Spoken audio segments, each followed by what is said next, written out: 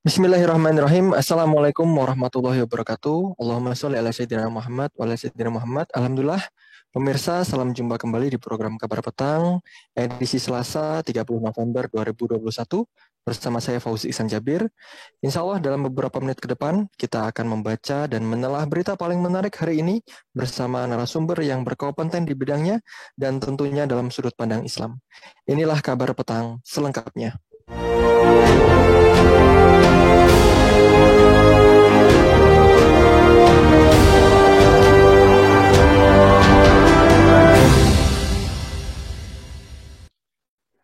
Juru bicara Menteri BUMN Arya Sinulinga angkat suara soal alih pengelolaan Bandara Kuala Namu di Sumatera Utara oleh GMR Airports Consortium, perusahaan patungan asal India dan Prancis. Menurut dia, dari alih pengelolaan itu, PT Angkasa Pura II AP2 mendapatkan total keuntungan hampir 58 triliun. Pertama, keuntungan sebesar 1,58 triliun diperoleh dari GMR. Kedua, BUMN pengelola bandara itu menghemat 56 triliun yang mestinya dikeluarkan dari pembangunan dan pengembangan Kuala Namu. Yang menuturkan alih kelola kepada GMR bakal berlangsung selama 25 tahun dan setelah kontrak berakhir, maka aset bakal balik ke pangkuan AP2. Selama kontrak berlangsung, selanjutnya komposisi saham yang dimiliki anak usaha AP2 PT Angkasa Pura Aviasi menjadi 51% dan GMR 49%. Ia menyebut alih kelola tersebut merupakan bentuk dari pemberdayaan aset. Arya mengatakan lewat kerjasama bisnis ini, AP2 tak perlu merogoh kocek dalam pengembangan bandara, tetapi juga tidak kehilangan aset. Apa dampak penjualan saham Bandara Kuala Namu ke pihak asing? Apa bahaya privatisasi BUMN yang diterapkan pemerintah? Bagaimana juga pandangan Islam terhadap privatisasi BUMN? Alhamdulillah, untuk membahasnya kami terhubung dengan pakar ekonomi syariah Bung Arim Nasim. Assalamualaikum warahmatullahi wabarakatuh. Bung Arim Nasim. Waalaikumsalam warahmatullahi wabarakatuh. Baik, Alhamdulillah. Bung Arim, sehat? Alhamdulillah sehat, Mas Fauzi. Gimana kabarnya? Alhamdulillah sehat juga, Bung Arim. Alhamdulillah. Alhamdulillah. Bung Arim, baru-baru ini ramai kabar bandara internasional di Kuala Namu di Sumatera Utara dijual ke India. Informasi tersebut muncul setelah PT Angkasa Pura II Persero menaikkan kerja sama strategis dengan GMR Airports Consortium untuk mengelola dan mengembangkan bandara itu. Menurut Bung Arim, bagaimana tanggapan Anda dan juga siapa yang diuntungkan? Ya, baik. Terima kasih ya, Mas Fauzi.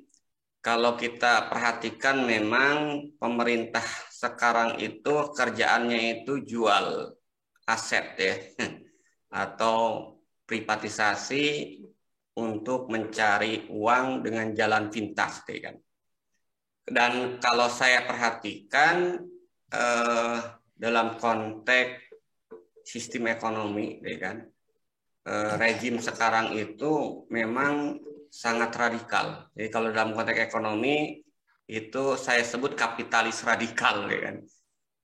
Kenapa saya katakan kapitalis radikal? Karena sebelumnya juga Indonesia itu kan menganut sistem kapitalis, tapi masih ada perlindungan terhadap beberapa aset ya, atau sumber daya alam.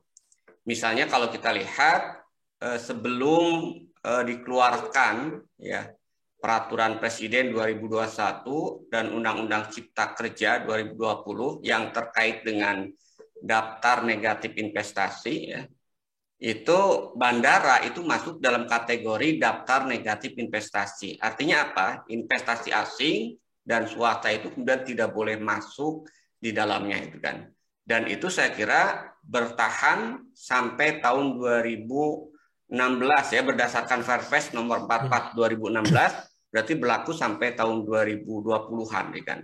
Nah, tapi Undang-Undang Ciptaker dan Peraturan Presiden 2021 mencabut semua daftar negatif investasi ya, kecuali 6 ya yang masih dilarang itu. Salah satunya itu adalah investasi di bidang narkoba dan investasi di bidang judi gitu kan. Sementara yang lainnya itu terbuka ya untuk asing swasta baik lokal maupun asing. Nah, kalau kita bicara tentang siapa yang diuntungkan, tentu kalau kita bicara siapa yang diuntungkan adalah ya tadi ya yang membeli saham pengelolaan saham PT Angkasa Pura II itu kan, yaitu para kapitalis ya. Kenapa? Karena kalau kita lihat secara logika bisnis gitu kan, mereka itu kan bukan lembaga sosial ya.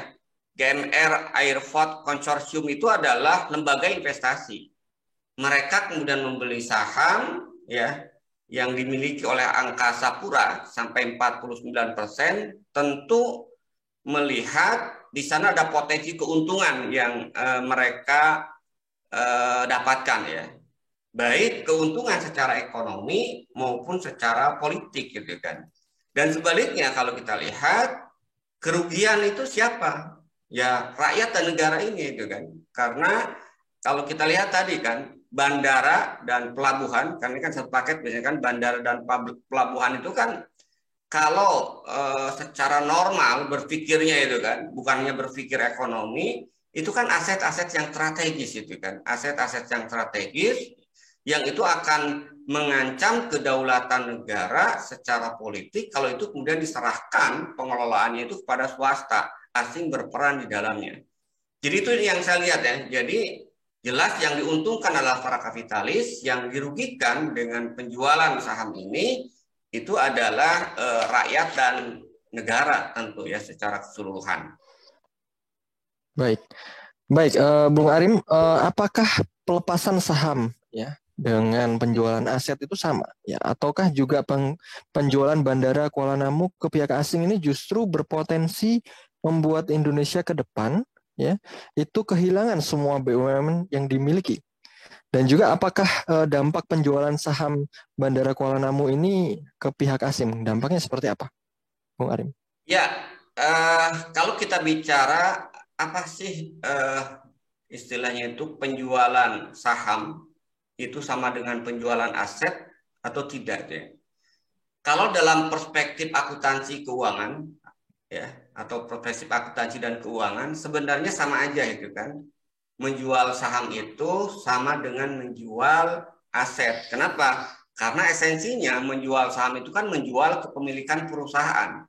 Ini saya kira manipulasi ketika dikatakan bahwa menjual saham itu tidak berarti tidak sama dengan menjual aset.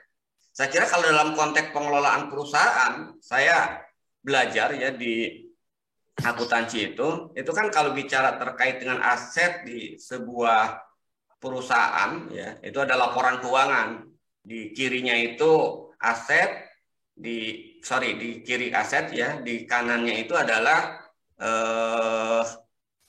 utang dan modal. Modal itu di dalamnya itu ada saham gitu kan.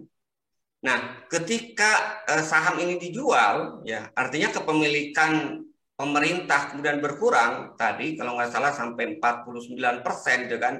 Berarti kan ada saham yang dimiliki oleh tadi konsorsium tadi kan. Konsorsium tadi. Nah, kalau dia memiliki saham berarti kan sebenarnya memiliki aset juga. Memiliki aset perusahaan tersebut ya kan. Walaupun mungkin memang tidak dibawa asetnya itu kan, tetap asetnya ada, tetap bandaranya kemudian di situ. Tapi keuntungan dan hak pengelolaan aset atau bandara itu kan diserahkan kepada tadi kan konsorsium tadi, dilepas itu kan ini.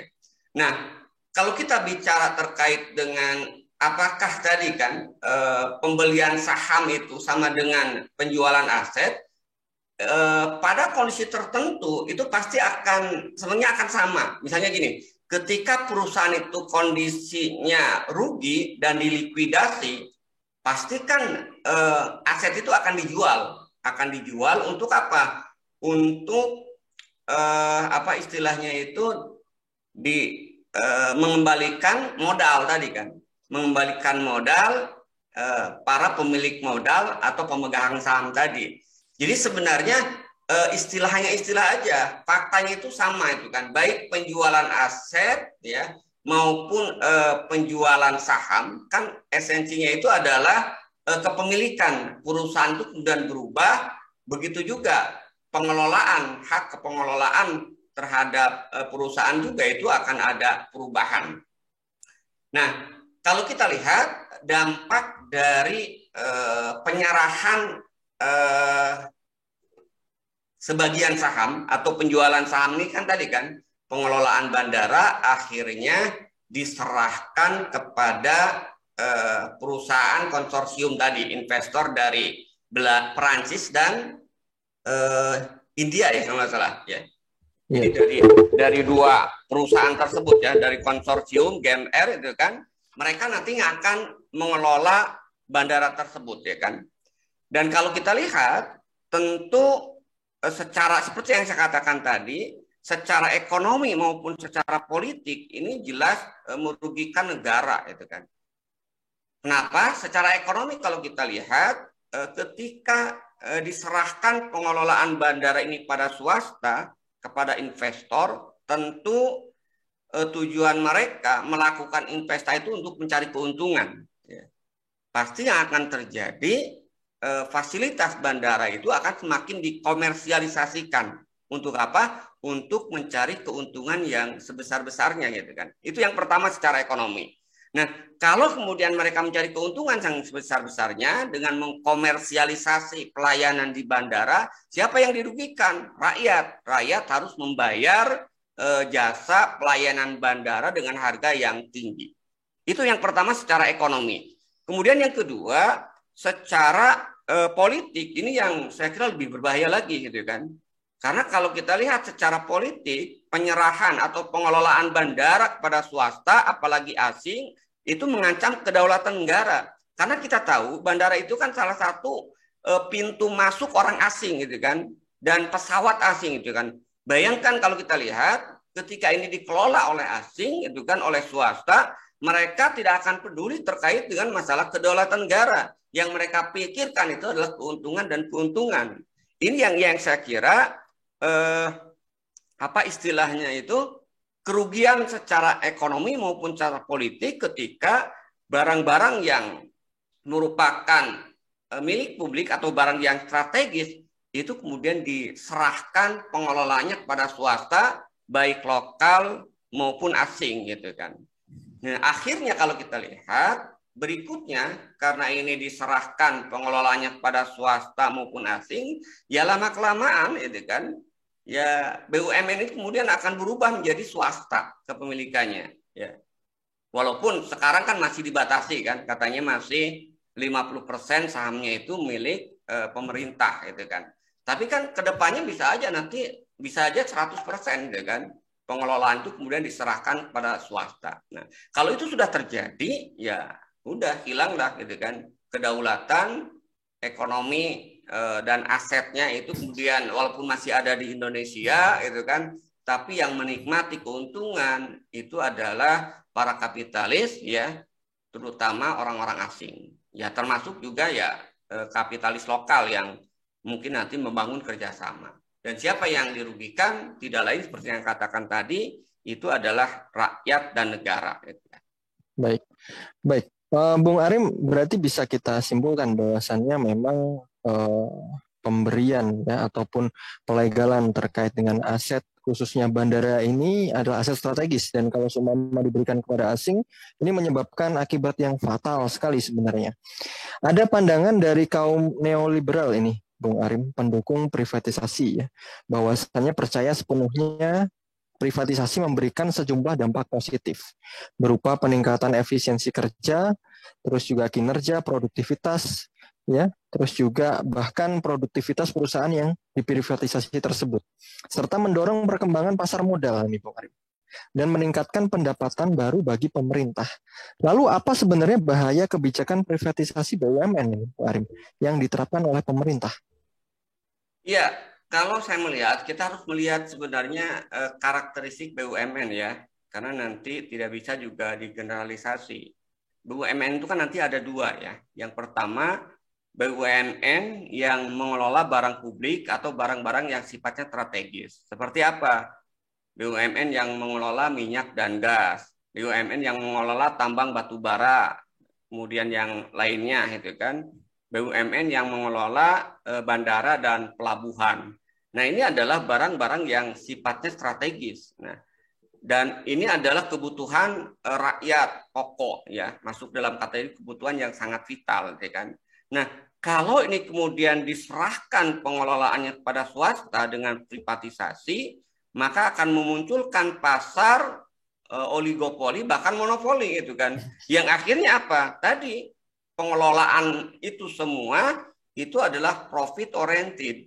Jadi fokusnya itu adalah mencari keuntungan, bukan memberikan layanan kepada masyarakat atau kepada negara. Tentu ini saya kira sangat bertentangan dengan prinsip fungsi dasar negara, yaitu memberikan pelayanan ya, memberikan riayah kalau dalam bahasa Islam kepada masyarakat dengan menyediakan kebutuhan-kebutuhan publik tadi ya, baik barang maupun jasa itu dengan murah atau terjangkau. Tapi kalau diserahkan pada swasta, apalagi sampai kemudian tercipta monopoli atau oligopoli, maka yang terjadi itu adalah tadi mereka akan menetapkan harga seenaknya saja, sehingga rakyat kemudian akan dieksploitasi untuk mencari keuntungan yang sebesar-besarnya. Nah, karena itu BUMN yang mengelola barang publik atau barang-barang yang sifatnya strategis, maka sebenarnya bahaya ya itu kalau diserahkan pengelolanya kepada swasta. Ini harusnya itu dikelola oleh negara. Nah, kemudian yang kedua, ada BUMN yang bukan bidang usahanya itu bukan hal yang strategis. Misalnya itu kan ada BUMN yang bergerak di bidang pegadaian. Itu kan tidak strategis itu kan, tidak begitu dibutuhkan oleh semua orang gitu kan. Nah, kalau BUMN yang seperti ini saya kira ya bisa diserahkan pengelolaan ke swasta. Nah, jadi saya kira ini hal yang sering disampaikan oleh para ekonom kapitalis, seolah-olah kalau dikelola oleh negara itu memunculkan inefisiensi, korupsi, itu kan filosofi yang saya kira dibangun, diciptakan, diimajinkan seolah-olah yang namanya BUMN itu pasti itu kan inefisien, pasti kemudian ada korupsi, dan akhirnya seolah-olah menjadi legal itu untuk diserahkan kepada swasta. Padahal faktanya kalau kita lihat tidak semua itu kan BUMN itu kemudian bisa inefisien ya. Jadi ini adalah paradigmanya terkait dengan bagaimana mengelola secara profesional. Nah, yang menyebabkan BUMN di Indonesia itu tidak sehat, inefisiensi itu kan karena korupsi dan pengangkatan orang yang kemudian bukan pada ahlinya gitu kan. Jadi ini yang saya kira akar masalahnya. Jadi ibaratnya itu gini, ini kan ada logika gini kan. Ketika di lumbung padi ada tikus, maka yang dibakar itu adalah lumbung padinya, bukan tikusnya yang kemudian dihilangkan ya kan. Ini kan logika sesat ya kan. Inilah logika privatisasi yang menurut saya dengan logika seperti tadi ya itu akan membuat ya akhirnya rakyat yang akan kemudian menjadi korban ya kan. Dan lebih jauh lagi tadi negara akan hilang kedaulatannya itu kan. Baik, terima kasih Bung Arim. Bung Arim, beralih terkait dengan swastanisasi yang kita bahas kali ini ya, dan ini juga ada ungkapan ya, dan juga bahwasannya sumber pendapatan yang dianggap mudah itu adalah pajak. Apakah ini menjadi solusi ataukah justru bermasalah besar, Bung Arim? Dan apa efek domino sebenarnya dari pajak? Ya, jadi ini menurut saya satu rangkaian ya. Jadi satu rangkaian memang kebijakan sistem ekonomi kapitalis, gitu kan. Dalam sistem ekonomi kapitalis, negara itu kan tidak boleh berperan dalam mengelola sumber daya alam. Pengelolaan sumber daya alam itu harus diserahkan pada swasta, gitu kan. Nah, sementara ketika pengelolaan sumber daya alam itu diserahkan pada swasta, negara kan perlu biaya. Dari mana kemudian negara mendapatkan biaya? Ya, dari pajak kan, tidak lain gitu kan. Nah, karena itu kalau kita lihat sebenarnya secara konsep liberalisasi, swastanisasi pengelolaan sumber daya alam itu sangat berbahaya, dan inilah yang saya kira menyebabkan adanya kesenjangan, kemiskinan, yang terjadi di negara-negara yang menerapkan sistem ekonomi kapitalis ya. Bahkan di Amerika Serikat sendiri ya. Kalau kita perhatikan di Amerika Serikat itu kan sebagai gembongnya kapitalis, itu kan pernah terjadi demonstrasi besar-besaran, termasuk di Eropa ya kan, yang dikenal dengan Occupy Wall Street ya kan. Salah satu yang kemudian digugat oleh mereka adalah sistem kapitalis itu hanya mensejahterakan 1% orang gitu kan. Sementara 99%-nya itu adalah menderita dengan berbagai kemiskinan dan ketidakadilan. Nah, kenapa dengan konsep liberalisasi, swastanisasi, privatisasi itu memberikan dampak yang bahaya? Kita lihat dari sisi fakta. Ketika kemudian sumber daya alam itu dikelola oleh swasta, maka tadi swasta itu kan prinsipnya dia akan mencari keuntungan, profit oriented. Apa yang kemudian dirasakan oleh masyarakat? Masyarakat akan harus membayar mahal barang-barang yang sebenarnya itu bisa dengan harga murah karena itu tanggung jawab negara atau bahkan gratis itu kan. Seperti yang terjadi hari ini kita lihat ya, akibat liberalisasi, swastanisasi kan, migas mahal ya kan. Jalan tol juga kemudian harus bayar dengan harga yang mahal. Sehingga yang terjadi apa? Kezaliman. Ini kezaliman pertama. Dampak dari liberalisasi swastanisasi, di mana masyarakat harus membayar sesuatu yang mahal. Membayar mahal ya barang-barang yang sebenarnya merupakan kebutuhan publik yang harusnya dikelola oleh negara sebagai bentuk riayah pengurusan terhadap rakyat. Itu kedoliman yang pertama. Kedoliman yang kedua tadi itu kan, karena negara harus membiayai aktivitasnya, butuh dana, sementara sumber daya alamnya diserahkan pada swasta, maka negara mengambil dari rakyat itu pajak, gitu kan. Nah, pajak ini adalah bentuk kedoliman yang kedua, gitu kan. Nah, ini yang terjadi kita lihat ya. Dan saat ini kalau kita perhatikan memang ya, dengan sistem ekonomi kapitalis, bahkan saya katakan tadi kan, kapitalisnya radikal, gitu kan, lebih kapitalis dibandingkan negara kapitalis ini, mereka seolah-olah ya itu tidak ada solusi untuk membiayai negara. Inginnya jangka pendek. Maka yang terbayang di mereka para kapitalis ya yang menjadi penguasa itu kan, yang otaknya menurut saya otak kapitalis itu kan, yang terbayang oleh mereka itu adalah jual aset, tambah utang, narik pajak. Itulah yang kemudian menjadi sumber pendapatan negara. Dan ketiga-tiganya itu kan memberikan dampak yang sangat buruk ya, kedoliman terhadap masyarakat dan rakyat secara umum. Ya. Baik, Bung Arim. Tadi sudah dijelaskan juga oleh Bung Arim terkait bahwasannya privatisasi bukanlah solusi ya untuk menjadikan BUMN ini efisien, khususnya menjadi sumber pendapatan dan juga menjalankan roda pemerintahan. Lantas bagaimana Bung Arim terkait dengan pandangan Islam terhadap privatisasi BUMN ini? Jadi di dalam Islam seperti yang saya katakan tadi, kalau kita dekatkan dengan konsep BUMN tadi ya, dalam pandangan Islam itu kan nanti BUMN itu ada dua jenis seperti yang saya katakan tadi ya. Yang pertama adalah BUMN yang mengelola barang-barang strategis, BUMN yang mengolah barang-barang yang merupakan milik umum, yang itu kebutuhan hajat hidup orang banyak. Seperti apa? Migas tadi kan, tambang migas, bandara atau jalan nih kan. Kemudian tambang emas, tambang perak dan yang lainnya. Nah, di dalam Islam, barang-barang tambang tadi ya dan barang kebutuhan pokok termasuk air, sumber daya air dan juga pengelolaan hutan itu masuk dalam kategori ya barang milik umum yang wajib dikelola oleh negara dalam bentuk apa? Badan usaha milik umum. Nah, kalau sekarang adalah tadi bahasa sekarang BUMN tipe 1 ya. BUMN yang merupakan badan usaha yang mengelola barang-barang atau benda-benda yang strategis, baik secara politik maupun secara ekonomi. Dan di dalam Islam itu diharamkan dikelola oleh swasta. Dalam salah satu hadis Rasulullah SAW bersabda, al-muslimuna syuraka'u fis salasin fil ma'i wal kalai wanar wasamanuhu haramun. Kaum muslim itu berserikat dalam 3 hal kan. Air, padang gembala atau hutan dan api atau sumber energi. yang itu merupakan milik umum, wajib dikelola oleh negara, haram diserahkan kepada swasta. Kenapa? Karena pemiliknya rakyat, pemiliknya umat. Ya, ini BUMN tipe yang pertama, atau dalam sistem ekonomi Islam disebut dengan badan usaha milik umum. Nah, yang kedua, BUMN tipe yang kedua. BUMN tipe kedua adalah perusahaan-perusahaan negara yang itu tidak menguasai hajat hidup orang banyak.